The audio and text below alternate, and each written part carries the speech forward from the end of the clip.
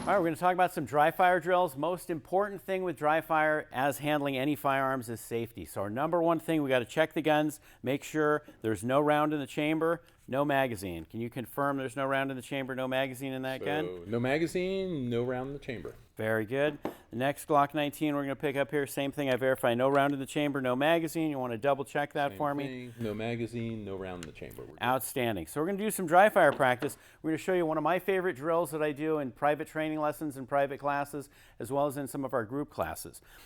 That basically involves a piece of brass, an empty piece of brass, and the critical component here is anytime you're going to do any kind of dry fire, there's no ammunition. Our ammunition's all off screen, off stage. It's in a different room. You can just pack it up and ship it to another state, so there's no chance you're going to get ammunition in your gun during a dry fire drill.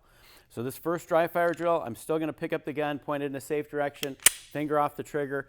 I'm going to balance a piece of brass on that front sight, lock in my grip, come up on target, line up my sights, get on target, take the slack out of the trigger, get on target in our stance, locked in on sights, slow, gentle press. See if we can keep that balanced on there long enough to press the trigger. If we get a good clean press, the brass doesn't fall off.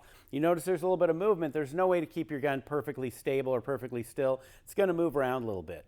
One of the drills, one of the things that makes that easier is a lot of times while you're shooting, your coach or your trainer will set the brass on there. Makes it a little bit easier than you doing it yourself. Joe's going to tell you a little bit about what to do if you have a red dot optic on the same gun, Glock 19.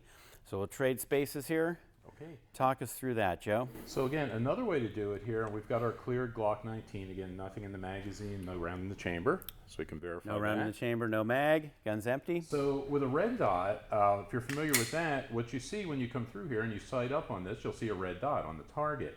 So when you come up and you get a good stance, you get the red dot on the target, you can see it stay nice and still. Then take up the slack on the trigger and you dry fire. And what you'll see there is the red dot not moving. One of the things that happens is when people miss, they don't hit where they want to hit, the round's going to go, or the bullet's going to go where that dot is. What people do when they come out sometimes is they flinch. They'll dip the gun down here just as they fire, they'll do that. If you're looking at the red dot, if you're doing dry fire practice, you'll see if you're doing that. You'll see that dot move down. And that gives you an indication of what you're doing, and then you can correct that issue. So that's a good way to dry fire with the red dot.